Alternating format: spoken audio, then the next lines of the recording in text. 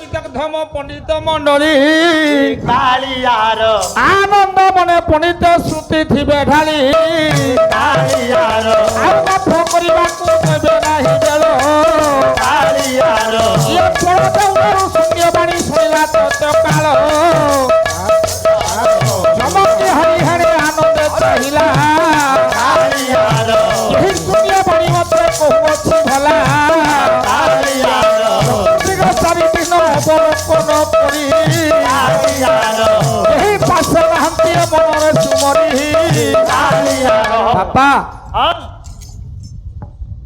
ଗୌରକ୍ଷମ ଔରକ୍ଷମ ନିକଟରେ ହାତ ଯୋଡୁଥିବା ହାରି ହାଡ଼ି ଠିଆ ହେଇଛି ଆଖିରେ ଲୁହ ଗଡ଼ି କାନ୍ଦୁଥିଲା ବେଳେ ବଡ଼ ଦେଉଳ ଭିତରେ ଏକ ଶୂନ୍ୟ ବାଣୀ ଶୁଭିଲା କେମିତି ଇନ୍ଦ୍ରକୁ ମୁଁ କହିବି ଏ ହାଡ଼ି ପୁଅ ହଁ କିଏ ହେ ଚଣ୍ଡାଳ ପୁଅ ହଁ କିଏ କୋଉଠି କହୁଛ ମନେର ହଁ ବଡ଼ ଦେଉଳକୁ ପ୍ରଥମରେ ଯିଏ ଆସେ ହଁ ସଭା ଶେଷରେ ଯିଏ ଯାଏ ସିଏ ସେଇ ହଉଛି ଦେବରାଜ ଇନ୍ଦ୍ର ସତ ଠିକ ଅଛି ଆଜି ଜଗି ବସିବା ଜଗି ବସିଲା ହାଡ଼ି ହଁ ପ୍ରଭାତ ହୋଇଲା ବାବୁ ଏକ ପୁରୁଷ ଆସିଲା କାଳିଆର ମନେ ପଡ଼େ ପଛେ ପଛେ ଆନନ୍ଦରେ ଚଳିଯାଏ ଭଲା କାଳିଆର ମନେ ପଡ଼େ ଇଏ ବଳଦେଉଳ ପରିକ୍ରମା ଆନନ୍ଦ କରି କାଳିଆର ହାଡ଼ି ଛାଡୁନି ପିଛା ହଁ ଆଗେ ଆଗେ ମଣିଷ ପଛେ ପଛେ ଆଜ୍ଞା ହାଡ଼ି ବାସ୍ ପଛେ ପଛେ ଚଣ୍ଡାଳ ମଉସା ବଡ଼ ଦେଉଳ ଗୋଟା ଯାକ ବୁଲି ବୁଲି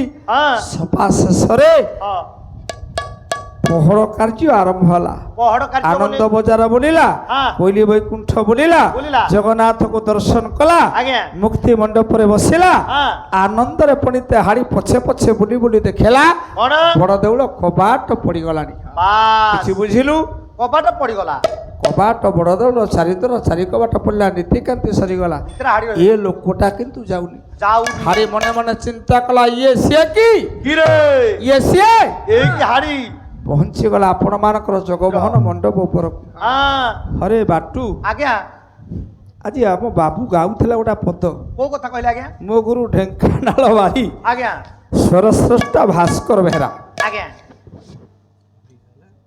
ବକ୍ଷଚିରି ନୀଳଗିରି କରୁଛି କ୍ରନ୍ଦନ କେଣେ ଛାଡ଼ି ଚାଲିଗଲୁ ରମା ପ୍ରାଣ ଧନ ବକ୍ଷଚିରି ନୀଳଗିରି ପର୍ବତ କାନ୍ଦିଲା ଯେ ନୀଳଗିରି ପର୍ବତରୁ ରକ୍ତ ଗୁରା ବହିଲା ଯେ ହେଇଥିଲା କି ଦେଖାଗଲା ନାଲି ନାଲି ରଙ୍ଗ ଦେଖାଗଲା ନାଲିର ନୁହଁ ଆଉ କଣ ହଁ ଲାଲ ବର୍ଣ୍ଣ ଆଜି ମହାଭାରତ ଯୁଦ୍ଧ ହେଲା ରକ୍ତ ନଦୀ ହେଇଗଲା ତା ସମୁଦ୍ର ପିଲା ନୀଳ ସମୁଦ୍ର ନୀଳ ସମୁଦ୍ର ତା ପର୍ବତ ସିନା ନୀଳ ପର୍ବତ ହଁ। ତା ଚକ୍ର ନାମ ହଉଛି ନୀଳ ଚକ୍ର ଚକ୍ର। ଠାକୁର ନାମ ହଉଛି ନୀଳାଦ୍ରି ବିହାରୀ ହଁ ଯୋଉ ପର୍ବତ ନୀଳ ଚକ୍ର ନୀଳ ପର୍ବତଟା ନାଲିଆ ହେଲା କ୍ୟା କଣ ପାଇଁ ନାଲିଆ କାହିଁ ପାଇଁ ହେଲା ଆମ ନା ଶଙ୍ଖ ବକ୍ଷଚିରି ଚିହ୍ନ ନୀଳଗିରି ବି କରୁଛି ନେଳିଆ। କ୍ରନ୍ଦନ କେଣେ ଛାଡ଼ି ଚାଲିଗଲ ରମା ରମା ପ୍ରାଣ ଧନ ଏଇଥିଲାଗି କାନ୍ଦି କାନ୍ଦିକି ନେଳିଆ ପର୍ବତଟା ନାଲିଆ ହେଇଗଲା ଏଁ? ଏଁ? ଛାଡ଼ ସିଆଡ଼କୁ ଯିବିନି ଶେଷ ଦିନ କଥା ବାବୁଙ୍କ ମନରେ କଷ୍ଟ ହବ ସେ କଥା କିଛି କହିବି ନାଇଁ ଆଜି ବନ୍ଧୁ ମିଳନ ଠିଆ। ହଁ ବାଟୁ ହଁ ଖୋଜୁଛି ହଁ। ନୀତିକାନ୍ତି ଲାଷ୍ଟ ସେଦିନ ହାତ ଯୋଡ଼ି ଏଇ ଲୋକଟା ପଛରେ ପଛେ ପଛେ ପଣ୍ଡିତେ ବୁଲୁଛି ହଁ ଅଧମ ଚଣ୍ଡାଳ ହାଡ଼ି ବାସ୍ ପଣ୍ଡିତେ ଏ ବଡ଼ ଦେଉଳର ହଁ ଏଇ ଭୋଗ ମଣ୍ଡପ ହଁ। ନାଟ ମଣ୍ଡପ ନିକଟରେ ପହଞ୍ଚିଗଲା ହାରି ହଁ ଆଗେ ଆଗେ ମଣିଷ ବାସ୍ ଘର ପଡ଼ିଯାଇଛି ଜଗା ଏଭଳି ଏକ ଦିଅ ଜଗା ଏଭଳି ଏକ ଠାକୁର ଆଜ୍ଞା ଗୋଟେ ବେଶିଆ ନ ନାଚିଲେ ହଁ। ଜଗାକୁ ନିଦ ହବନି ନାଇଁ ନାଇଁ ଗୀତ ଗୋବିନ୍ଦ ପାଠ ନହେଲେ ଏ ନିଦ ହବନି ଜଗା ମୋର ଶୋଇବନି ଆଉ ଟିକେ ଦିଅ ନା ଗୀତ ଗୋବିନ୍ଦ ଆଜ୍ଞା ପାଠ ହେଲା ହଁ ଖଣ୍ଡୁଆ ପାଠ ଟଣା ହେଲା ବାସ୍ ଗୀତ ଗୋବିନ୍ଦ ପାଠ ହେଲା ଟିକେ ଦିଅ ହଁ ଦେବଦାସୀ ନାଚିଲା ହଁ ଜଗା ମୋର ଶୋଇବ ଶୋଇବ କେମିତି କରି ଗୀତ ଗୋବିନ୍ଦ ପାଠ ହବ ହଉ ଗୋଟେ ପଦ ସାର୍ ଗୀତ ଗୋବିନ୍ଦ କେଇଟା ଗୀତ ଗୋବିନ୍ଦ କେତେ ପ୍ରକାର ଜୟଦେବ ଗୀତ ଗୋବିନ୍ଦ ନା ଗୀତ ଗୋବିନ୍ଦ ହଉଛି ଚାରି ଚାରି ଚାରି ଜୟଦେବ ଗୀତ ଗୋବିନ୍ଦ ଏକ ଅଭିନବ ଗୀତ ଗୋବିନ୍ଦ ତିଆରି କଲେ ଜଣେ ରାଜା ନାମ ହଉଛି ପ୍ରତାପ ରୁଦ୍ର ଦେବ ଯୋଉ ପ୍ରତାପ ରୁଦ୍ର ଦେବଙ୍କ କଥା କହୁଛି ତୃତୀୟ ଗୀତ ଗୋବିନ୍ଦ ହଉଛି ରାମ ଗୀତ ଗୋବିନ୍ଦ ହଁ ତାକୁ ହନୁମାନ ମିଶ୍ର ତିଆରି କଲେ ଦେଖିଥିଲି। ଏ ତିନି ଗୀତ ଗୋବିନ୍ଦର ଶ୍ରେଷ୍ଠ ପ୍ରାଧାନ୍ୟ ପାଇଗଲା ଆପଣ ମାନଙ୍କର ହଁ ଜୟଦେବ ଜୟଦେବ ବ୍ରାହ୍ମଣ ପତ୍ନୀ ପଦ୍ମାବତୀ ପଦ୍ମାବତୀ ପାକର ପା ଦୁଆଙ୍କର ଦୁଆ ପଦ୍ମାବତୀ ସ୍ତ୍ରୀ ନା ପଦ୍ମା ସ୍ୱାମୀ ନାମ ଜୟଦେବ ଗୋଟା ପଦ ଲେଖିଲେ ଲେଖା ସରିଯାଇନି ମନ ମଧ୍ୟରେ ଶକ୍ତ ଦୁଃଖ ତେହି ପଦ ପଲ୍ଲବ ମୁଦାର ଏଡ଼େ ବଡ଼ କଥା ମୁଁ କେମିତି ଲେଖିବି ଜୟଦେବ ବ୍ରାହ୍ମଣ ଆଉ ସହିପାରିଲେ ନାହିଁ ଆରେ ଯେଉଁ ଭଗବାନ କୃଷ୍ଣ ରାଧାକୁ ଏତେ ଭଲ ପାଆନ୍ତି ମୁଁ ଏ ସବୁ ପଦ ଲେଖିଲି ତମ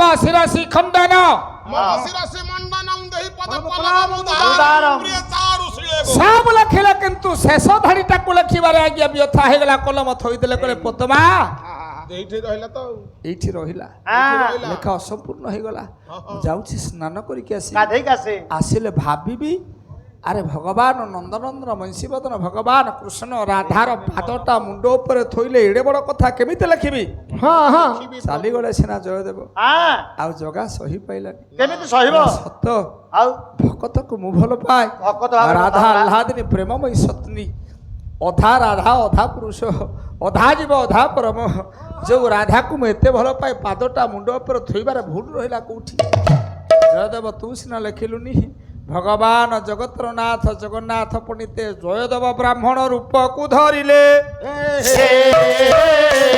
ସ୍ନାନ କରି ଆନନ୍ଦେ ଦ୍ୱାର ନିକଟେ ପ୍ରବେଶ ହେଲେ ଆଣ ସେ ଖଣ୍ଡିଆ ତାଳପତି ଆଚ୍ଛା ନିଅନ୍ତୁ ସ୍ୱାମୀ। ଅସଜଡ଼ିଆ ହୋଇଥିବା ଯୋଉ ପଦଟା ଛାଡ଼ି ଦେଇଛି ସେଟା ଲେଖିଦେବି ନା ସ୍ୱାମୀ ମୁଁ ଖାଦ୍ୟ ବାଢ଼ିଛି ଆଉ ଆଗେ ନା ଖାଦ୍ୟ ଥାଉ ଆଗ ଆଣ ଆଗ ନିଅନ୍ତୁ ତାହେଲେ ତାଳପତ୍ର ଆଜ୍ଞା ଥୋଇଦେଲା ଜୟଦେବଙ୍କର ପତ୍ନୀ ପଦ୍ମାବତୀ ସ୍ୱାମୀ ବୋଲି ଭାବି ନେଇ ଜଗତର ନାଥ ଜଗନ୍ନାଥ କାଳିଆ ଶାନ୍ତ ନିଜେ ଜୟଦେବ ବ୍ରାହ୍ମଣ ରୂପକୁ ଧାରଣ କରି ଏଇ ଜୟଦେବ ବ୍ରାହ୍ମଣ ରୂପକୁ ଧାରଣ କରି ଖଣ୍ଡିଆ ତାଳପତ୍ରରେ ନିଜେ ଲେଖିଦେଲା ତେହି ପଦ ପଲ୍ଲବ ପଦ ପଲମୁଦାରଂ ଦେହି ପଦ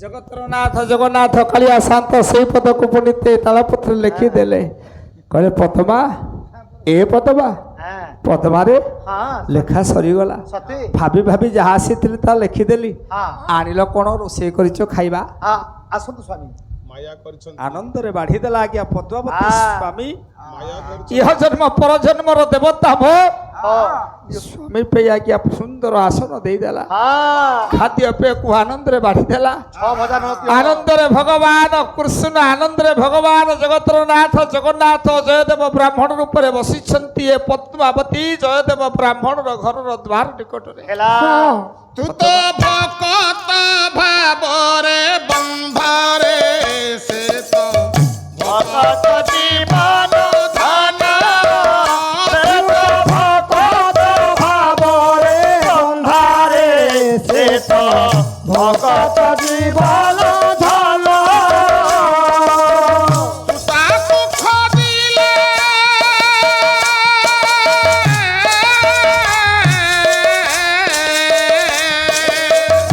ତାକୁ ଖୋଜିଲେ ସେ ତତେ ଖୋଜାଇ ତାକୁ ଖୋଜିଲେ ସେ ତତେ ଖୋଜାଇ ସିଏ ତ ଆପଣା ଧନରେ ଉଣା କର ନାହିଁ ମନ ସେ ତ ଭକତ ଭାବରେ ଲେଖିଲେ ସାଲ ଭେଗ ଭକ୍ତ ବଚଳ ଯାର ବାନା ହୋ ଯାର ବାନା ଆର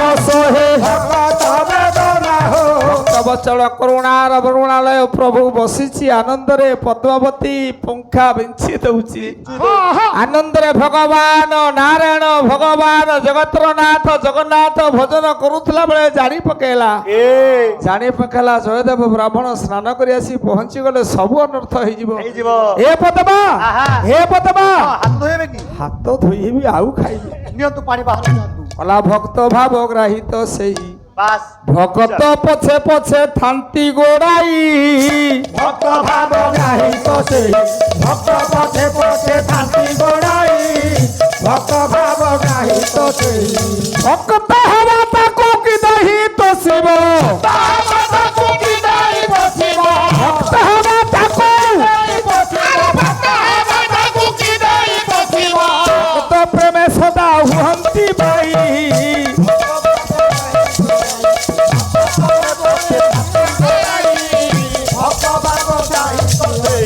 ভক্ত পথে পথে থাকি গোড়াই ভক্ত ভাব গ্রাহিত সেই ভক্ত জন বিদগ্ধম পণ্ডিত মণ্ডলী ভক্তমাবতী নিকটে স্বামী গলা চলি ভক্ত পথে পথে থাকি গোড়াই জগতর নাথ প্রভু ভাই গলে পথে পথে থাকি গোড়াই জয়দেব ব্রাহ্মণ আনন্দে ডাকে পদ্মা ভলে এ পদ্মা হ্যাঁ বসন ଦେଇଦେଲା হ্যাঁ ପାଲଟିବନି ହଁ। ନା ନାଇଁ କଣ ଆଣ କଣ ଆଣ ସେଇ ଖଣ୍ଡିଆ ପଠି ଆଣ ଆ କଣ ପାଇଁ ମୁଁ ଯିବା ବେଳେ ମନେ ମନେ ଭାବି ନେଇଛି ତା ପୂର୍ଣ୍ଣ ନହେଲେ ମନସ୍କାମନା ମୋର ପୂର୍ଣ୍ଣ ହବନି ରେ ନା ନା ଚମକି ପଇଲା ପଦ୍ମା କଲା ସ୍ୱାମୀ ଏଇନି ପୁରା ଆସିଥିଲ ଏ କିଛି ସମୟ ପୂର୍ବରୁ ପୁରା ତମେ ଆସିଲ ତମକୁ ଖାଇବାକୁ ଦେଲି ହଁ। ତମକୁ ଆସନ ଦେଲି ହେଲା ତମେ ପୁରା ଖାଇଲ ହଁ ସ୍ୱାମୀ ଖଣ୍ଡିଆ ପୋଥି ଆଣିକି ଥୋଇଲି ହଁ। ତମେ ପୁରା ଲେଖିଲ ହଁ ତାହେଲେ ସିଏ କିଏ କିଏ ସିଏ କିଏ କିଏ ସିଏ ଚମକି ପଇଲେ ପଣ୍ଡିତ ଜୟଦେବ ବ୍ରାହ୍ମଣୀ କହିଲେ ଧନ୍ୟ ଧନ୍ୟ ଜୟଦେବ ଡାକିଲେ କହିଲେ ଧନ୍ୟ ରେ ପଦ୍ମା ହଁ ଧନ୍ୟ ମୋ ଜୀବନ ଧନ୍ୟ ହେଇଗଲା ଟିକେ ଦେଖି ଦେଖି ଦେଖିଆ ସେ ଖଣ୍ଡିଆ ତାଳପତ୍ରୀଟା ଟିକେ ଆଣିଲ ନିଅନ୍ତୁ ଖଣ୍ଡିଆ ତାଳପତ୍ରୀରେ ପଣ୍ଡିତ ଶେଷରେ ଲେଖା ହେଇଛି ତେହି ପଦ ପଲ୍ଲବ ମୁଦାର ଯୋଉଟାକୁ ଜୟଦେବ ଲେଖି ପାଇଲେନି ନା କଣ ହଁ विशेष घोषणा गायक महाशयଙ୍କର ସାହିତ୍ୟ ଚର୍ଚ୍ଚା ଏବଂ ପାଲା ପରିବେଷଣରେ ମୁଗ୍ଧ ହୋଇ ଅନ୍ତର୍ଯାମୀ ପ୍ରଧାନ ହଂସରା ସମିତି ସଭ୍ୟ ହଂସରା ଭାରତୀୟ ମୁଦ୍ରା 100 କୋଟି ଟଙ୍କା ପ୍ରଦାନ କରିଛନ୍ତି ପରମ କାରୁଣିକ ମଙ୍ଗଳମୟ ଭଗବାନ ଅନ୍ତର୍ଜୀବୀ ମହୋଦୟଙ୍କର ଅନ୍ତର କଥାକୁ ବୁଝି 100ଟି ଭାରତୀୟ ମୁଦ୍ରା ପରିପ୍ରଦାନ କରିଥିବା ସେ ଅନ୍ତର୍ଯାମୀ ପ୍ରଧାନ ସାରଙ୍କର ସମିତି ସେ ସଭ୍ୟ ଅନ୍ତର୍ଯାମୀ ପରମ କାରୁଣିକ ମଙ୍ଗଳମୟ ଭଗବାନ ବିଶ୍ୱ ନିୟନ୍ତା ବିଶ୍ୱସ୍ରଷ୍ଟା ଆର୍ତ୍ତତ୍ରଣ ମଙ୍ଗଳମୟ ଭଗବାନ ଶଙ୍କରକେ ଚକ୍ରରେ ଘୋଡ଼ାନ୍ତୁ ଚଲାପଥ କୁସ୍ମିତ କରନ୍ତୁ କୁଳକୁଳ ପବିତ୍ର କରନ୍ତୁ ବିଶ୍ୱ ନିୟନ୍ତା ପତିତ ପାବନ ବ୍ରହ୍ମଣାଣ ସ୍ୱାମୀ ସର୍ବାତ କଲ୍ୟାଣ ବିସ୍ତାର କରନ୍ତୁ ସର୍ବେ ବୋଲନ୍ତୁ ପ୍ରେମାନନ୍ଦ କବାର ହରି ବୋଲ ବର୍ଷା ହେଲା କି? ଏଠି କ'ଣ ପାଣି ଗଳୁଛି ପାଣି ପାଣି ପଡୁଛି ତମର ଯୋଉ ଗରମ ହାୱା ଦେଖିକି ଆମେ ପାଣି ସିଷ୍ଟମ କରିଛୁ ଯା ବଡ଼ ଖୁସିର କଥା ଆଜ୍ଞା ବର୍ଷା ହଉ ତଥାପି ମଧ୍ୟ ଆପଣମାନଙ୍କର ସାହାରା ହରେଇବାରେ ବ୍ୟତିକ୍ରମ ନାହିଁ ପାଲା ହବ ହଁ ହଁ କାନ୍ଦି କିନ୍ତୁ ପାଲରେ ଆଣ ଆଣ ଆଣ ଆଣ ଦେରି କର, କ'ଣ ଯାହା ଦବା କଥା ଦିଅ ଯାହା ଦେବା କଥା ଦେଇଦେ ଆମେ ପଳେଇବୁ ସମ୍ପୂର୍ଣ୍ଣ କଥା ଆମର ସମ୍ପୂର୍ଣ୍ଣ ହବନି ଜଗନ୍ନାଥ ସଂସ୍କୃତି ଜଗନ୍ନାଥଙ୍କର କଥା କହିବା ଗୋଟେ ଦିନରେ ଜଗନ୍ନାଥ କଥା ସରିବନି ନାଇଁ ନାଇଁ ଯଦି ମାସେ ପର୍ଯ୍ୟନ୍ତ ପାଲା କରିବା ତାହେଲେ ଖାଲି କହିବା ଜଗନ୍ନାଥ କଥା ହଁ ହଁ ହଁ ବିଶେଷ ଘୋଷଣା ଗାୟକ ମହାଶୟଙ୍କ ସାହିତ୍ୟ ଚର୍ଚ୍ଚା ପାଲା ପରିବେଷଣରେ ମୁଗ୍ଧ ହୋଇ ପାଣି ଟାଙ୍କି ମିସ୍ତ୍ରୀ ରତିକାନ୍ତ ସେଠୀ ପାଣି ଭାରତ ଟାଙ୍କି ହଁ ଭାରତୀୟ ମୁଦ୍ରା 100 କୋଟି ଟଙ୍କା ପ୍ରଦାନ କରିଛନ୍ତି ହଁ। ହଁ କ'ଣ ଦେବି ହଁ ତାଙ୍କୁ କିଛି ଦଉନା। ଦେଇ ହବନି ଆଉ সেই বিশ্ব নেতা পতিত পাবন ব্রহ্মণাণ সত্যন স্বামী মহাপ্রভু জগন্নাথ কালিয়া শান্ত মহাপ্রভুঙ্ নিকটরে আত্ম নিবেদন করিবি বাস সেই মহোদয়ঙ্কর সেই পরম কারণিক মঙ্গলময় ভগবান সর্বাদ কল্যাণ করন্তু সর্বে বলন্তু প্রেম আনন্দ কবার হরি বল পদ্মা হ্যাঁ এ লেখনী মুନରେ হ্যাঁ খଣ୍ଡିଆ ତାଳପତ୍ରରେ ଏ ପଦ ଲେଖିଲା କିଏ କିଏ ଲେଖିଲା ନା ତମେ ପା ଆସିଥିଲ ଏବେ ଲେଖିଗଲ ତାମାନେ ତମେ ନୁହଁ ନା ତମେ ଆସିନ ଆଖିରୁ ଲୁହ ଘଡ଼ି ଗଲା ଜୟଦେବ ବ୍ରାହ୍ମଣର କହିଲା ହେ ଜଗତର ନାଥ ହେ ଜଗନ୍ନାଥ ମୋ ହାତରୁ ଖାଦ୍ୟ ଖାଇଛ ଭକ୍ତକୁ ତୁ କେତେ ଭଲ ପାଉ ଭକ୍ତକୁ ତୁ ସ୍ନେହ ଶ୍ରଦ୍ଧା କେତେ କରୁ ବାସ୍ ଯୋଉ ପଦଟା ମୁଁ ଲେଖି ପାଇଲିନି ମୋ ରୂପଟାକୁ ଧାର କରି ମୋ ସ୍ତ୍ରୀ ପାଖରେ ବସିଲୁ ହେଲା ମୋ ସ୍ତ୍ରୀକି ଦର୍ଶନ କଲୁ, ମୋ ସ୍ତ୍ରୀ ହାତରେ ବାଢିଦେଲା ଖାଦ୍ୟ ଖାଇଲୁ, ହଁ ହଁ ମୋ ପବିତ୍ର ଭଙ୍ଗା କୁଡ଼ିଆରେ ତୁ ପାଦ ପକେଇଦେଲୁ, ମୋ ଜୀବନ ଧନ୍ୟ ହେଇଗଲା, ମୋ ଜୀବନ ଧନ୍ୟ ହେଇଗଲା। ଲିପିବଦ୍ଧରେ ପଣ୍ଡିତ ରହିଗଲା ସ୍ୱର୍ଣ୍ଣାକ୍ଷରରେ ସେଇ ନା। ହଁ ହଁ ଏଇ ହେଲା ଆପଣମାନଙ୍କର ଗୀତ ଗୋବିନ୍ଦ। ହଁ ବାବୁଲି ବାବୁ, ହବ ବାବୁଲି ବାବୁ, ହଁ ପଛରେ ଛବ ଚଣ୍ଡାଳ, ହଁ ଆଗରେ ଲୋକଟି ଆଗରେ ସାଧାରଣ କୃତି ମଣିଷ। ହାତକୁ ଯୋଡ଼ି ଦେଇ ଜଗନ୍ନାଥଙ୍କର ରତ୍ନ ବେଦୀ ଉପରେ ସେଇ ଜୟଦେବ ବ୍ରାହ୍ମଣଙ୍କର ଗୀତ ଗୋବିନ୍ଦ 3 ଦିନ ପାଲା ହେଇଗଲା। ଜୟଦେବ ବ୍ରାହ୍ମଣଙ୍କର ଗୀତ ଗୋବିନ୍ଦ, ଜୟଦେବ ଗୋସ୍ୱାମୀଙ୍କର ଗୀତ ଗୋବିନ୍ଦ ପଦିଏ ହେଲାନି। ହଉ ହଉ ଆଜି ଟିକେ ଗୋଟା ପଦ ଗାଇବା, ଗୋଟା ପଦ ଗାଇବା। କଲା ହରି ସୀତ କମଳା କୁଚମାଣ୍ଡାନା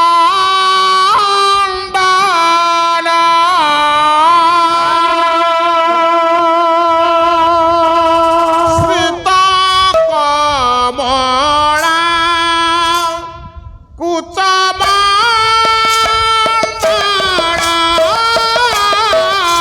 ଶ୍ରୀତ କମଳା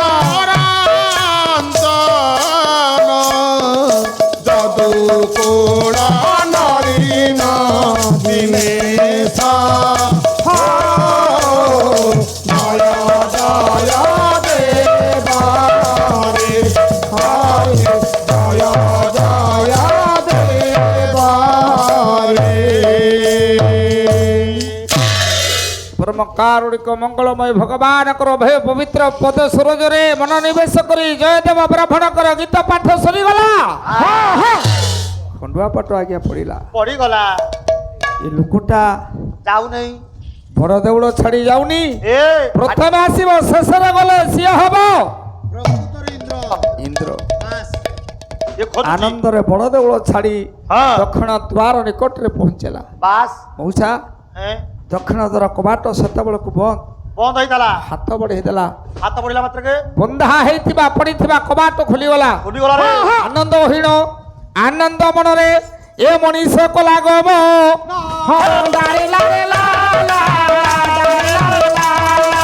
ସମୁଦ୍ର କୂଳରେ ଆନନ୍ଦ ମନରେ ହେଲା ଦେଇ ବିଦ୍ୟ କୋଉଠି ପହଞ୍ଚିଲା? ସମୁଦ୍ର କୂଳରେ। ସମୁଦ୍ର କୂଳରେ ଛିଡ଼ା ହେଇ ହାତଟାକୁ ଉପରକୁ ଉଠେଇଲା। ହାଡ଼ି ଦେଖୁଛି ଏ ବୋପା ଯେମିତି ସାରା ହାତ ଉଠେଇଥିଲା କବାଟ ଖୋଲିଥିଲା, ମା। ସେମିତି ହାତକୁ ଉଠେଇ ଦିଅନ୍ତେ ହାଡ଼ି ଦେଖୁଛି, ଚଣ୍ଡାଳ ଦେଖୁଛି। କଣ ଦେଖିଲା? ଗୋଟା ସୁନାର ଲେଶୁଣି ପଡ଼ିଲା ମୋର ଭୂମିରେ। ବାଃ ଚାରି ଯୁଗରେ ଚାରିଟା ଲେଶୁଣି ପଡ଼ିଛି, 4 ଜଣ ସ୍ୱଦେହରେ ସ୍ୱର୍ଗକୁ ଯାଇଛନ୍ତି। ବାଃ ବାଃ ବାଃ ସତ୍ୟ ଯୁଗରେ ଜଣେ ସ୍ୱଦେହରେ ସ୍ୱର୍ଗକୁ ଗଲା, ଯାଇଛି ନଚିକେତା। ଆଚ୍ଛା ତ୍ରେତା ଯୁଗରେ ଜଣେ ସ୍ୱଦେହରେ ସ୍ୱର୍ଗକୁ ଗଲା, ଆଜ୍ଞା ତ୍ରେତା ଯୁଗରେ ସ୍ୱଦେହରେ ସ୍ୱର୍ଗକୁ ଗଲେ କିଏ? ହରିଶ୍ଚନ୍ଦ୍ର ଦାନବୀର ହରିଶ୍ଚନ୍ଦ୍ର। ଦ୍ୱାପର ଯୁଗରେ ଜଣେ ସ୍ୱଦେହରେ ସ୍ୱର୍ଗକୁ ଯାଇଛନ୍ତି। ଧର୍ମରାଜ ଓ ଭାଇ, ହଁ ଦ୍ୱାପର ଯୁଗରେ ସ୍ୱଦେହରେ ସ୍ୱର୍ଗକୁ ଯିବା ଲୋକ କିଏ? ଧର୍ମରାଜ ଯୁଧିଷ୍ଠିର ସେ ଅନ୍ୟ କେହି ନୁହନ୍ତି, କୀର୍ତ୍ତନ ଗଣେଶ ଭାଗବତ ପ୍ରଧାନ। ହଁ ପରିଷ୍କାର କରି ବୁଝେଇ କଣ କହିଲେ? କହିଲେ ହାଜିକା ପିଲା ମୁଁ ତାଲିକା ମାଗୁଛି, ହଁ। ଏ ଦେଇ ପାରିବ କି?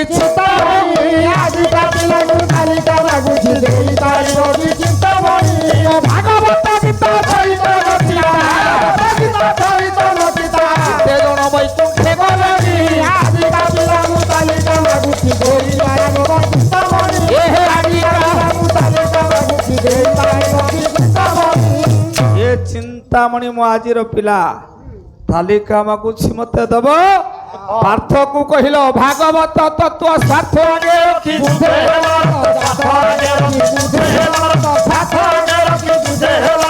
ପାର୍ଥକୁ କହିଲ ଭାଗବତ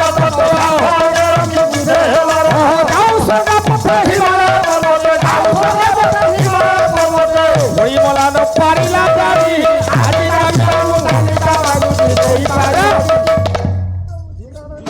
ଘଡ ଘଡ ଆପଣ ପରା ପକେଇଛନ୍ତି ବିଚିତ୍ରା ରାଗ, ମୁଁ ପକଉଛି ବିଚିତ୍ରା ବାଜା। ଆରେ ଦେବ ଗଣ କରୁଛି ଚୁପ୍ ଦୀପୁରେ ରଖା ଚୁପ୍। ଆମେ ଜାଣିଛୁ ଆଉ କଣ। ମହାଭାରତ ଯୁଦ୍ଧରେ ପାର୍ଥ ଅର୍ଜୁନକୁ 18 ଅଧ୍ୟାୟ ଗୀତା ତତ୍ଵ କଥା କହିଲେ।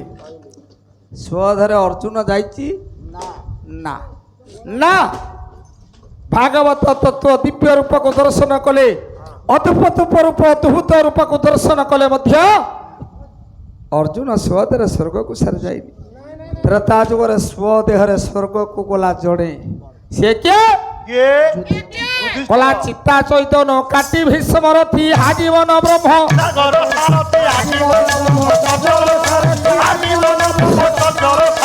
ସରମୂଳ ସହି ପୁରାଣ ଯାଇଛି, ସେ ପିଲା ଗୁଣ୍ଡା ପାଣି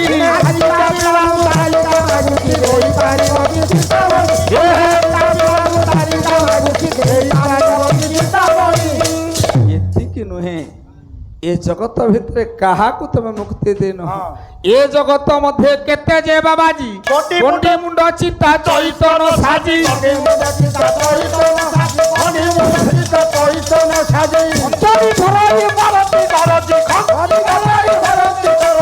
ଜଣେ ଯିବା କଥା ନାହିଁ ଶୁଣି। ଏକା ତ୍ରେତା ଯୁଗରେ ଜଣେ ସ୍ୱଦେହରେ ସ୍ୱର୍ଗକୁ ଗଲେ ସିଏ ହେଉଛନ୍ତି ଧର୍ମନନ୍ଦନ ଯୁଧିଷ୍ଠିର ଦ୍ୱାପରରେ। ଦ୍ୱାପର ଯୁଗରେ ଯୁଧିଷ୍ଠି, ସତ୍ୟ ଯୁଗରେ ନଚିକେତା, ତ୍ରେତା ଯୁଗରେ ହେଉଛନ୍ତି ଦାନବୀର ହରିଚନ୍ଦ୍ର, କଳି ଯୁଗରେ ସ୍ୱଦେହରେ ସ୍ୱର୍ଗକୁ ଯିବା ଆସିବା କରିବା ଲୋକ ହେଉଛନ୍ତି ଦେବରାଜ ଇନ୍ଦ୍ର। ଏର ସ୍ୱଦେହରେ ସ୍ୱର୍ଗକୁ ଯାଇଥିଲେ ଇନ୍ଦ୍ରଦ୍ୟୁମ୍ନ। ହେ ଜ୍ଞାନୀମାନ, ସେଦିନ ସେଇ କଥା ହେଲା। ହାଡ଼ି ପହଞ୍ଚି ଯାଇଛି, ପଛବ ଚଣ୍ଡାଳ ପହଞ୍ଚିଛି, ଲେଶୁଣିଟିଏ ପଡ଼ିଛି, ହାତ ବଢେଇ ଦେଲେ, ଚାହୁଁ ଚାହୁଁ ଆସି ଲେଶୁଣିରେ ଏ ଲୋକଟା ଧୀରେ ଧୀରେ ଧୀରେ ଧୀରେ ପାଦକୁ ଉପରକୁ ବଢେଇଲା। ଏ ବାଟୁ ଆଜ୍ଞା 5ଟା ପାବଛରେ ପାଦ ଦଉ ଦଉ 5ଟା ପାଦ ପଢିଲା ବେଳକୁ ଆଉ କିଛି ନା, ଆଉ ଲୋକ ନାହିଁ, ଲେଶୁଣି ନାହିଁ, ନା ମଣିଷ ନାହିଁ, ସେ ଲୋକ ବି ନାହିଁ, ଦେବ ଦୁର୍ଲଭ ଶରୀର, ଗଲା କୁଆଡେ? ମୁଣ୍ଡରେ ରାଜକୀୟ ଢଙ୍ଗର ମକୁଟ, ବେକର ଦୁର୍ମୂଲ୍ୟ ହାର, ଅଙ୍ଗ ବିଭୂଷିତ ମହବ ଚନ୍ଦନ କର୍ପୂର ଗନ୍ଧରେ ବିମୋହିତ ହେଇଯାଉଛି। କି ବାସନା! ଏ ବାପା ଆଜ୍ଞା ହାଡ଼ି ମନେ ମନେ ଭାବିଲା, ଏ ପ୍ରକୃତ ଇନ୍ଦ୍ର। ଏ ଅଛବ ଚଣ୍ଡାଳ ମନେ ମନେ ଭାବିଲା, କଲା ଇଏ ଇନ୍ଦ୍ର ସ୍ୱର୍ଗକୁ ଯିବାର ବାଟ କି? ଏଇଟା କି?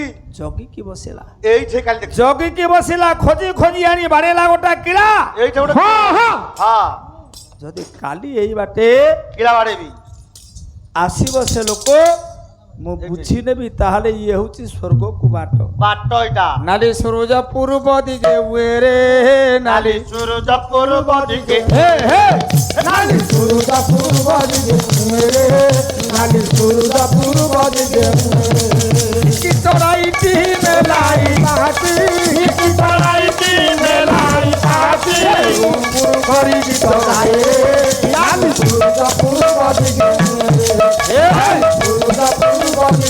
নালি সুরুজা পূর্ব দিকে গুণীজন বিদগ্ধম পণ্ডিত মণ্ডলী নালি সুরুজা তাহু তাহু রাত্রি পাইগলা ଏବେ চলি নালি সুরুজা পূর্ব ତାହୁ ତାହୁ ଲେଶୁଣି ଭୂତଳେ ପଡ଼ିଲା সুরুজা পূর্ব ଦେବ ଦୁର୍ଲଭ ଶରୀର ରୂପକେ ଧାରଣ କଲା ଭଲା ସୁରୁଜା ଭୂମିରେ ପାଦ ଦିଅନ୍ତେ ମଣିଷ ହୋଇ ସୁରୁଜା ଚକି ଥିଲା ହାରିବାକୁ ଏଣେ ଧାଇଁ ଯାଇ নালি সুরুজা ହାତ ପୂଜା ପଡ଼ି ଧରିଲା সুরুজা পূর্ব ରକ୍ଷା କର ଦେବରାଜ ଇନ୍ଦ୍ର ଏବେ ଭଲା সুরুজা পূর্ব ତମେ ବର୍ଷ ଅବଶ୍ୟ କରାଇବ পূর্ব ତମେ ମଣିଷ ନୁହେଁ ତମେ ଦେବରାଜ ଇନ୍ଦ୍ର ଭାଗ সুরুজা পূর্ব ଦିଗରା ପାଦ ତଳେ ହାତକୁ ଯୋଡ଼ିକି ଧରିଦେଲା হ্যাঁ ଇନ୍ଦ୍ର ଡାକିଲେ କହିଲେ ହଇରେ হ্যাঁ ପାଦ ଛାଡୁନୁ ନାଇଁ ଆଜ୍ଞା ବର୍ଷା ନହେଲେ ଛାଡ଼ିବିନି ମୋର ବର୍ଷା ଦରକାର ମୁଁ ସାଧାରଣ ଗୋଟେ ମଣିଷରେ ହଁ ମୁଁ କଣ ବର୍ଷା କରିପାରିବି ଆପଣ ଇନ୍ଦ୍ର ଶୂନ୍ୟବାଣୀର ସମସ୍ତ କଥାକୁ ଧାରା ବିବରଣୀକୁ ଜଣେଇଦେଲା ଇନ୍ଦ୍ରକୁ ଇନ୍ଦ୍ର ବୁଝିଲେ ମୋ ଜୀବନ ଭିତରେ ମୁଁ ସବୁଦିନ ଆସେ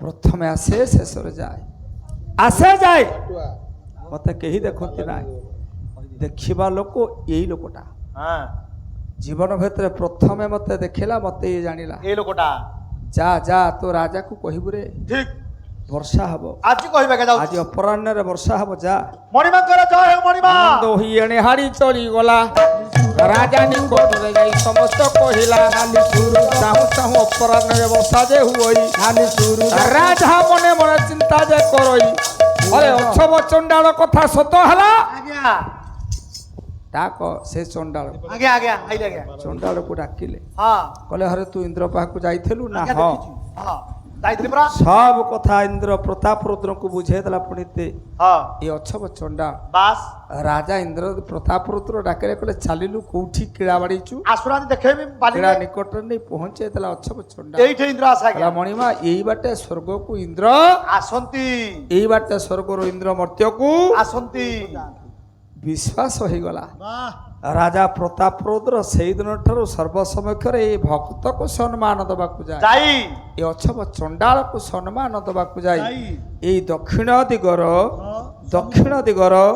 ସମୁଦ୍ର ବେଳାଭୂମିର ସେଇ ସ୍ଥାନର ନାମକୁ ସର୍ବ ସମକ୍ଷରେ ଘୋଷଣା କଲେ ଆଜିଠାରୁ ଏ ସ୍ଥାନ ନାମ ହଉଛି ସ୍ୱର୍ଗ ଦ୍ୱାର ଏଇଟା ଆଜିଠାରୁ ହେଲା ପଞ୍ଚମ ଦ୍ୱାରରେ ତା ନା ହେଲା ପଞ୍ଚମ ଦ୍ୱାର ଜଗନ୍ନାଥଙ୍କର ଦ୍ୱାର କେଇଟା ଆଜ୍ଞା ପାଞ୍ଚଟା ଦ୍ୱାର ହେଲା ଆଉ ଗୋଟା ପଦ ଗାଇବି ପାଲା ବନ୍ଦ କରିବା ହଁ। କଲା ଭାଇ ଭଉଣୀରେ ବିହାର বসি সদা নীলকন্দর ভাই ভৌণীরে বিহার বসি সদা নীলকন্দর ভাই ভৌণীরে বিহার বসি সদা নীলকন্দর ভাগবত বলে ভাগর বেড়ে ভাগবত বলে গায়ক গণেশ না কীর্তন গণেশ হ্যাঁ কীর্তন কীর্তন গণেশ ভাগবত প্রধান প্রধান গায়ক গণেশ নাই নয় নাই কলা ভাগবত বলে বিভাগর বেড়ে ভাগবত বলে বিভাগর বেড়ে পড়ি নথিলা কি রাজ জোট অনারে মিত তাহারে মিত দোকানে ছট অনারে মিত দোকানে ছট অনারে মিত ସାର୍ ଯିବେ ହଁ ପାଲା ପଦେ ହବ ଦି ଧାଡ଼ି ଦି ପଦ କଥା ଶୁଣିବେ ଯିବେ ପାଲା ଏ ଗାଁ ନା ହଉଛି ନରସିଂହପୁର ଏଇ ଗାଁର ଯୁବକ ଭାଇ ଯୁବତୀ ଭଉଣୀକୁ ସାଙ୍ଗରେ ଧରି ଏ ଗାଁ ଛାଡ଼ି ରଣପୁର ସାରେ ଗଲାବେଳେ ହଁ ଏ ଗାଁ ଲୋକ କହିବେ ଗାଡ଼ି ଚଲାଉଛି ଭାଇ ଗାଡ଼ି ପଛରେ ବସିଛି ଭଉଣୀ ଏଇ ନରସିଂହପୁର ଛାଡ଼ି ଯେତେବେଳେ ରଣପୁରରେ ପହଞ୍ଚନ୍ତି ଆଜ୍ଞା କିଏ ଭାଇ ଭଉଣୀ କହିବେ ନା ନା ତାହେଲେ ଜଗନ୍ନାଥ ଆଜ୍ଞା 12 ମାସରେ ତୀର୍ଥଯାତ୍ରା କରୁଛି ହଁ କରୁନି ହଁ ମଉସା ହଁ ଜଗନ୍ନାଥ 12 ମାସରେ ତୀର୍ଥଯାତ୍ରା କରୁଛି ଜଗନ୍ନାଥର କ'ଣ ସ୍ତ୍ରୀ ନାହିଁ ଅଛନ୍ତି ଯାହା ସ୍ତ୍ରୀ ନଥବ ହଁ ସେ ତା ଭଉଣୀକୁ ଧରିକି ବୁଲିବ ହଁ ତାହେଲେ ଜଗନ୍ନାଥଙ୍କର କ'ଣ ସ୍ତ୍ରୀ ନାହିଁ ତାଙ୍କ ସ୍ତ୍ରୀ ଥେବେ 12 ମାସରେ ତୀର୍ଥଯାତ୍ରାରେ ତା ଭଉଣୀକୁ ଧରିକି ସେ ବୁଲୁଛି ତାକୁ କେହି କହୁନି ହଁ ତା ସ୍ତ୍ରୀ ଛୁଟିରେ ଥବ କାହିଁ କହୁନାହାନ୍ତି ଆଉ କଣ କହୁନାହାନ୍ତି ନ କହିବାର କାରଣ କ'ଣ? କଲା ବଡ଼ ଘର ପୁଅ ବୋଲି ରେ କାଳିଆ କିଛି ନ କୁହନ୍ତି କେହି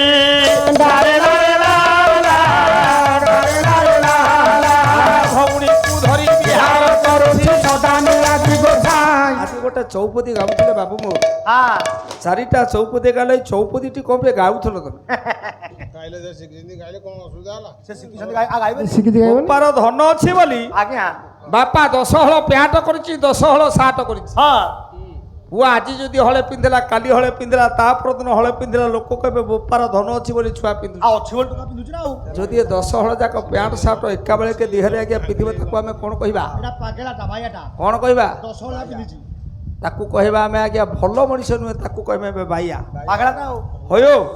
ଆଜି ଯୋଉ ଚତୁଷ୍ପଦୀ ତମେ ଗାଇଲ 4 ଜଣ ରାଜାଙ୍କର ହଁ ଏ ଆଜ ଏକିକୁ ମାନ କୋଉ ରାଜା ଲେଖିଛି? କୋଉ ରାଜା ଲେଖିଛି ୟାକୁ? ଆଜ ଏକିକୁ ମାନ ଏଟା ପରା ସଙ୍ଗୀତ କଳ୍ପନା ଗଜ ରାଜ ଗମନି ଆଜ କ୍ରିୟାକୁ କୋଉ ରାଜା ଲେଖିଛି? ଏଠି ଲାଗିବନି ତ। ଏଟା ଲାଗିବା କଥା ନୁହଁ ଏଠେ ପୁଣି ଲାଗିଲା କଣ ପାଇଁ?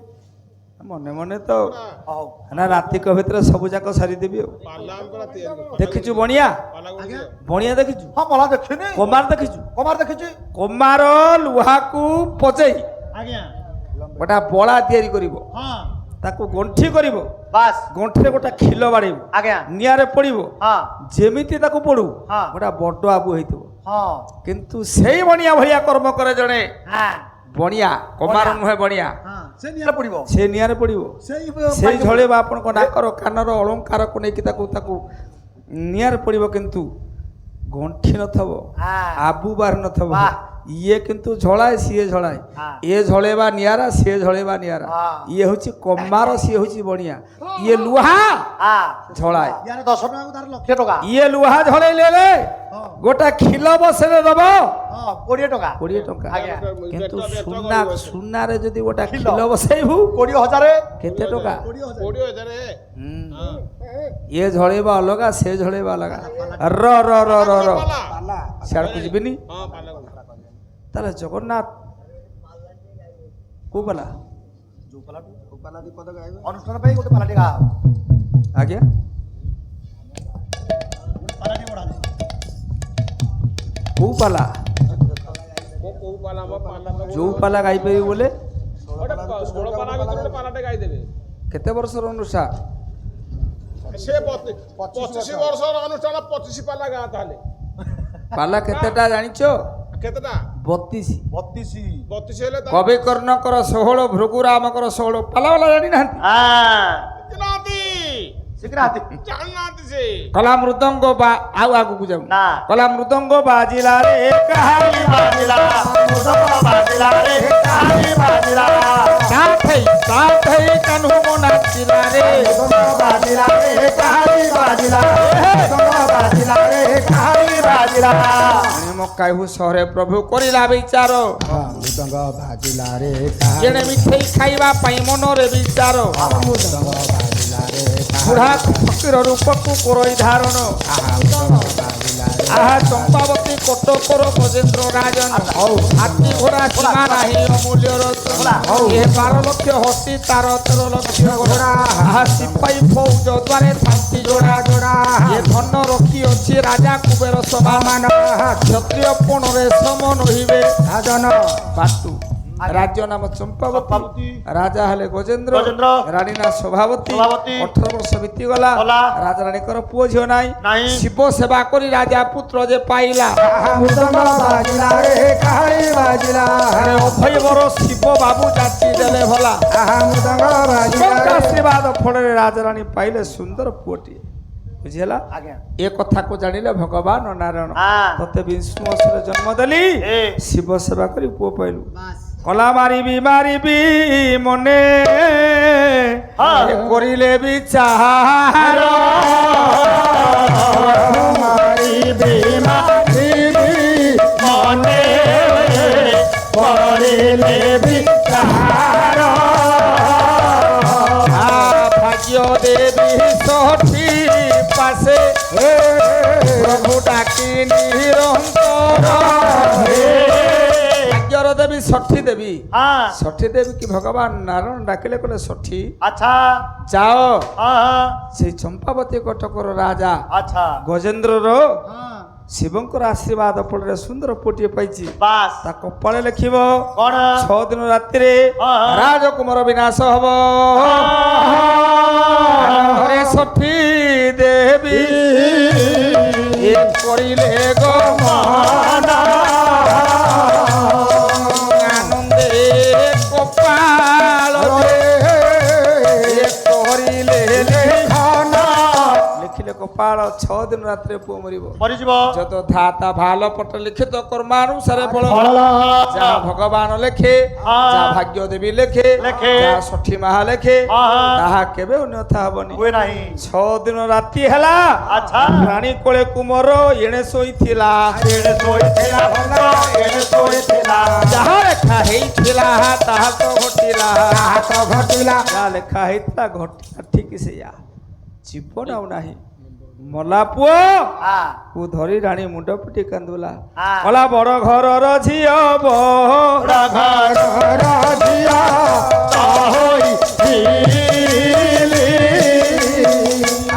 ବଡ ଘରର ବୋହୁ ସାଜିବି ବୋଲି ମୋ ପରମ ବିଧାତା ବଡ ଘର ଝିଅ ହେଇଥିଲି ବଡ ଘର ବୋହୁ ହେଇଥାନ୍ତି ସୁନ୍ଦର ପୁଅଟିଏ ଭଗବାନଙ୍କର ଆଶୀର୍ବାଦରୁ ପାଇଥିଲି ଆଚ୍ଛା ଭାଗ୍ୟରେ ତାହା ମିଳିଲାନି ନାହିଁ ମଲା ପୁଅ ଶବକୁ ଧରି କାନ୍ଦୁଛି ରାଜବାଟରେ ଚହଳ ପଡିଲା ରାଜା ଚମକି ପଇଲେ ରାଣୀ ଚମକି ରାଜବାଟରେ ରାଜା ଚମକି ପଇଲେ ପରିଷଦ ବର୍ଜ ଚମକି ପଇଲେ ଶିବଙ୍କର ଆଶୀର୍ବାଦ ଫଳରେ ପାଇଥିବା ପୁଅଟା ବୋଧେ ରାଣୀ ଆଉ ପାଇନାହାନ୍ତି ରେ ପହଞ୍ଚିଲେ ରାଜା ଆଉ କାନ୍ଦ ନା ରେ ବିଧୁ ବଦନା ଆଉ କାନ୍ଦନା ରେ ବିଧୁ ବଦନା ଆଉ କାନ୍ଦନା ରେ ବିଧୁ ବଦନା ତୁ ହିନ୍ଦୀ ବର ନୟনী ତୁ ହିନ୍ଦୀ ବର ନୟনী ଭଗଡ଼ା ନା ଆଉ କାନ୍ଦନା ରେ ବିଧୁ ବଦନା ଆଉ କାନ୍ଦନା ରେ ରାଣୀ କୋଳୁ କୁମରକୁ ଛଡ଼ାଇ ନ ନେଲେ ସଂସାର ମଧ୍ୟ ନେଇ କବର କରିଲେ ମନ ଦୁଃଖେ ରାଜ୍ୟକୁ ଏଣେ ଫେରିଲା ରାଜନ ଏ କଥାକୁ ଜାଣିଲେ ବ୍ରହ୍ମ ନାରାୟଣ ବୁଢ଼ା ଫକୀର ରୂପକୁ କରନ୍ତି ଧାରଣ ଏଣେ ମକାଇ ଉଷରକୁ ଛାଡ଼ିଲେ ପ୍ରଭୁ ଜାଣ ସଂସାର ନିକଟରେ ପ୍ରବେଶ ହେଲେ କବରକୁ ଭାଙ୍ଗିଗଲା ପୁତ୍ରକୁ ଉଦ୍ଧାରିଲେ ଏଣେ ଜୀବନାଶ ମନ୍ତ୍ର ଦେଲେ ବରାବର ପରିବା ରାଜକୁମାର ଜୀବନ ପାଇଲା ଅପାର ତୁଲା ମୁନିରେ ଧରନ୍ତି ବ୍ରହ୍ମ ନାରାୟଣ ଚମ୍ପାବତୀ ରାଜକଟକେ କରନ୍ତି ଗମନ ଦଳ ନିକଟରେ ଉପମିଶନ ହେଲେ ଭିକ୍ଷାପ୍ରିୟ ଆନନ୍ଦେ ଭାସିଲେ ରାଜାରାଣୀ ଶୁଣି ବାବୁ ହେଲେ ଚମକିତ ପୁତ୍ରକୁ ଦେଖିବା ପାଇଁ ବାହାର ତ୍ୱରିତ ଦ୍ୱାର ନିକଟରେ ପହଞ୍ଚିଲେ ଫକୀର ଝୁଲାମୁଣି ଭିତରେ ସେଇ ଛୁଆ ଯିଏ ମରିବ ଆସିବ ଜୀବନ ଭିତରେ ମଉସା 3 କଥା ଗଲେ ଆସେ 3 କଥା ଗଲେ କେବେ ଆସିବ କଣ ଧନୁରୁ ସର ସର ଆପଣ କାହାକୁ ମାରି ଦେଇଛନ୍ତି ସେ ସର ଫେରିବ ନା ଟେକା କାହାକୁ ଫୋପାଡ଼ିଛନ୍ତି ଫେରିବ ଆଉ ବହି ଯାଉଥିବା ପାଣି ନା ଆଉ କଣ ଜୀବନ ଶରୀରରୁ ଜୀବନ ଜୀବନ ହଁ ଏ ଜୀବନ ଗଲେ ଆଉ ଫେରିବନି ମୁଖରୁ ବଚନ ବଚନ ହଁ କାହାକୁ ଅଶ୍ଳୀଳାତ୍ମକ ବ୍ୟବହାର ଥରେ ପରିପ୍ରକାଶ କରିଦେଲେ ତାହା କ'ଣ ଫେରି ଆସିବ ନାଇଁ ନାଇଁ ନାଇଁ ଫେରିବନି ଫେରିବନି ଚଉତିଶା କୋଇଲି ଚଉତିଶା କଣ କହିଲେ अरे कोइली लो केशव जे मथुरा को गोला कोइली लो केशव जे मथुरा को गोला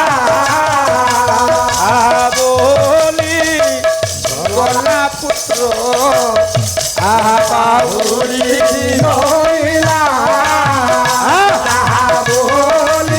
कोइली को कोइली ए गछरे थिबा कोइली ना जीव रूप को कोइली कोइली कथा को सदा आम शरीर कथा भाबू जीवन कथा कही भाबू ना शरीर कथा में भाबू जीवन कथा में कही भाबू ना से जीव किए को कोइली जीव रूप को कोइली कला कोइली लो खंड क्षीर देवी मुक्ताचू कोइली लो खंड क्षीर देवी मुक्ताचू खाई बाहर पुत्र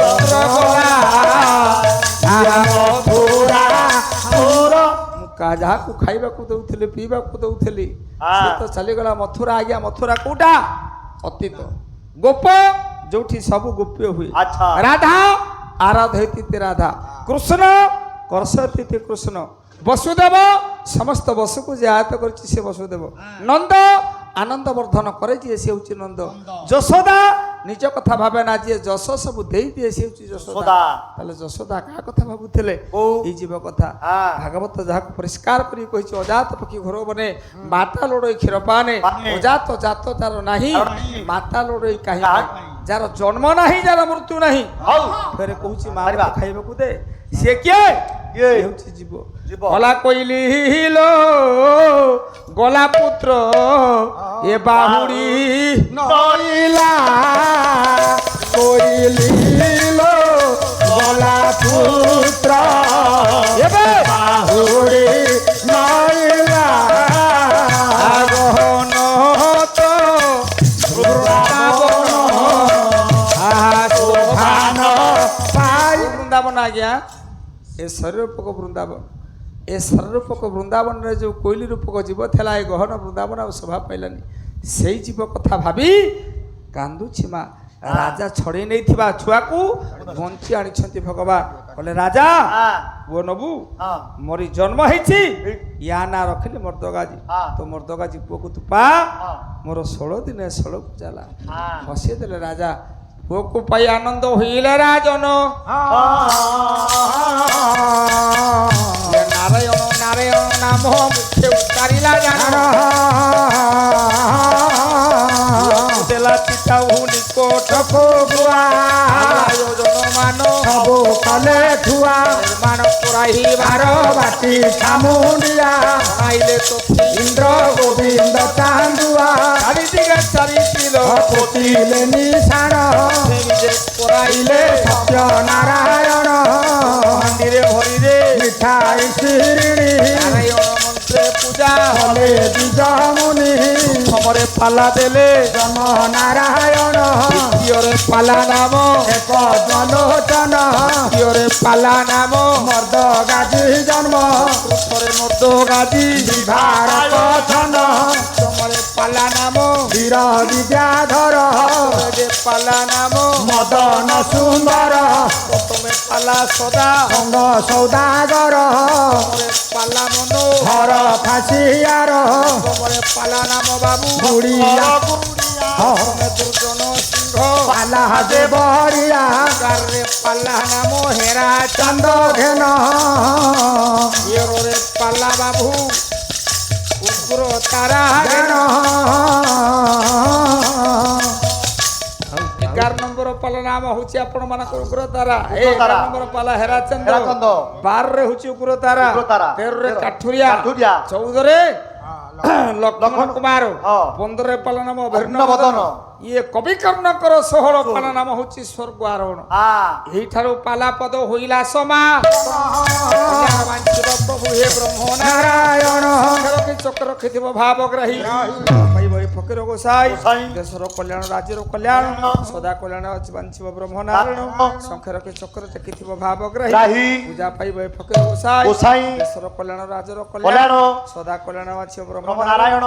ଆନନ୍ଦ ନାମରେ ଭଜ ଭଜ ସର୍ବେ ହରି ହରି ହରି। ନିଶ୍ଚୟ କରିଦେବେ ଭବ ମଧ୍ୟ ଉପାୟ बोल आनंद कुमार সর্বে বলন্তু দিন জনসে সংরক্ষণ মহা बाहु আনন্দ সাগরে সাগরে বিভু দরবারে দরবারে হরিবল সহিত হুল হুলি দেবা একস্বরে আরে। এ বিশ্ব ভারতর দুঃখ पूरा हे